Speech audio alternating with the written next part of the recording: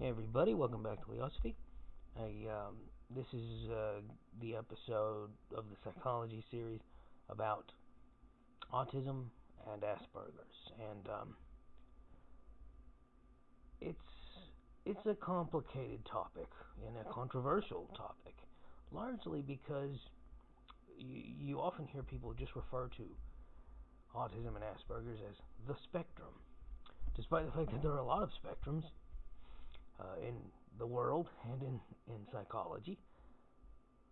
Autism is the one that you hear it most applied to. Well, why is that? Well, because it's when they say a spectrum, they really mean a very broad spectrum. The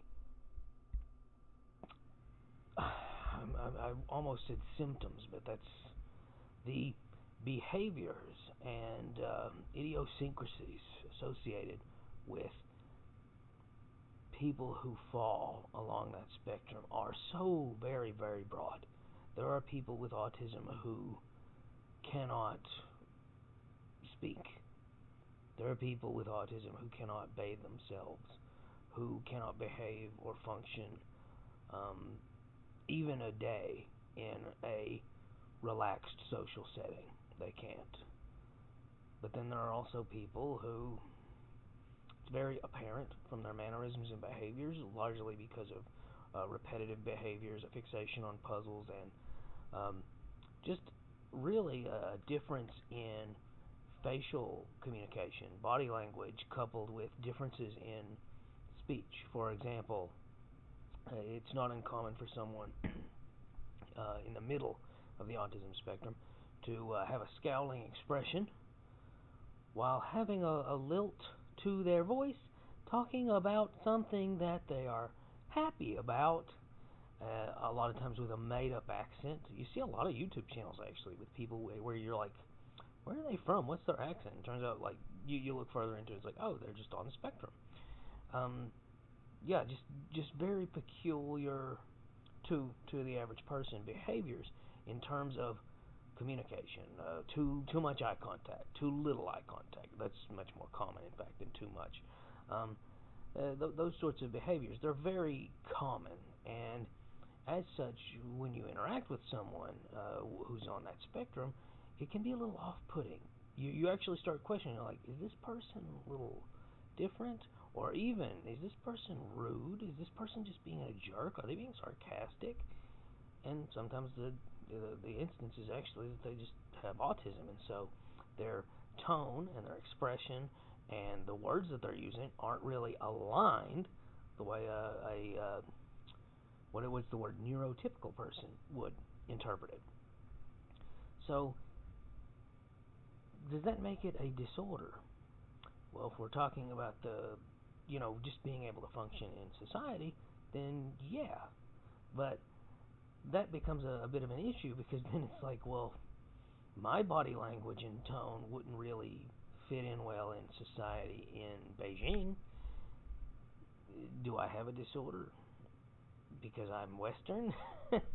um, that's where we come into issues, and then we end up with people who simply exhibit very modest antisocial behaviors and social awkwardness, coupled with fixations on specific topics to the point that they're experts about very, very specific and very, very obscure things. And that usually categorizes that person as being in the Asperger's end, the farthest in from the spectrum as you can be without being in the spectrum. And in this instance, sometimes it can be very difficult to identify, period. Dan Aykroyd came out not too long ago as having Asperger's. So the reason why I bring all this up is because, unlike other neurological diseases and disorders, autism, because it's so broad, you literally have people who cannot function at all, who need to wear diapers and can't talk, and are often either cared for by family exclusively or are put in an institution. But then you also have people who just, they can get a job somewhere, but the boss or manager or fellow employees has to understand, like, oh, if this guy goes into behind the deli counter and has like a tantrum, it's not because they're trying to get their way. They're just releasing tension from all the awkward situations they've been in over the course of the day with customers. That's a very peculiar thing, but they're still functioning. Additionally, there are some hypotheses that these peculiarities, because two people in the spectrum can understand one another's expressions and tones and looks, that suggest that it's actually not a disorder, it's just different. And a great theory that I've heard that I find fascinating, but unfortunately I haven't been able to find substantial evidence for, is that these expressions and tones, the reason why they're off to us, the reason why they seem like a little fall short, they seem to fall a little short of human, is because they're Neanderthal behaviors. Again, I wish that though I could find more evidence for that, but there have been people making those suppositions, and it's very interesting stuff. It's a very, the reason I even wanted to cover it at all is because it is so broad that it is difficult to really put your finger on. There's some odd commonalities, like a fixation with trains and other things that run on order, a fixation on fictional characters that often announce how they feel and insist on what they think. The Sonic the Hedgehog is a comical stereotype of that fandom. It's very bizarre. It's just so far removed from any other neurological condition or disorder that in some ways it rebels against the constraints of what we call a neurological disease or disorder. It's that different. And by the way, none of the things I'm saying means that I defend, because there's a big crowd who say that it's really a superpower and that it shouldn't be acknowledged as a problem, and it shouldn't be even treated. And in fact, the rest of the world needs to adapt. I think that that's really throwing the baby out with the bathwater in terms of dealing with, again, there are people who are fully debilitated from this. That's not the same thing as Dan Aykroyd. And similarly, I hear a lot of things attributed to the causes, why it's on the rise, for example. Well, this is controversial, but I have two really good reasons why it's on the rise. It's not vaccines. Don't care if you're an anti-vaxxer, that's fine. Just, that's not what's causing autism. Pesticides are bad. They're not causing autism.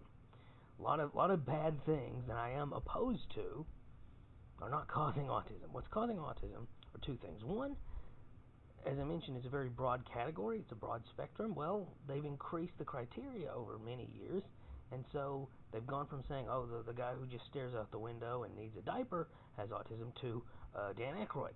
So that just means that it's grown because they've extended the parameters to categorize it. Well, of course that would happen. If tomorrow I said squirrels should be classified as dogs, the dog population is going to skyrocket. But it doesn't mean that we have a dog apocalypse on our hands. Additionally, the other reason why it's on the rise is people are just having kids really, really late in life. That's another big one. 40-year-old women having kids, that's a huge chunk of it. Mall News right them on that. So, there's more that I'd like to cover, but I don't really want to turn this into a 20-minute. It's one of those unfortunate catch-22s where I could ramble about this for 20 or 30 minutes, or I could cut it short just under 10 minutes by covering the basics. Maybe at some point I'll go more in-depth on it, but really these are just the thoughts that I wanted to get out on the matter. That one, it's an extremely broad category that you can't really just pinpoint by one or two things. Two, a lot of people self-diagnose, and that's like the dumbest thing you can do, especially for Asperger's. Just being intelligent and awkward doesn't mean you have Asperger's. Stop self-diagnosing. It's the only disorder that I know of that people do that too. Nobody just says, oh, well, I get hay fever sometimes, so I have asthma, or anything like that. But autism and Asperger's, people self-diagnose all the flipping time. Additionally, because of the broad categorization, there is a tendency among conspiracy theorists to blame everything they don't like as a contributed cause for why it's on the rise, and really it's just two things. The broadening of the parameters for what constitutes autism and Asperger's, and the fact that people are having children much later in life, and that has a huge effect on that. That's really all I've got right now. Like, share, subscribe, keep asking questions. Bye.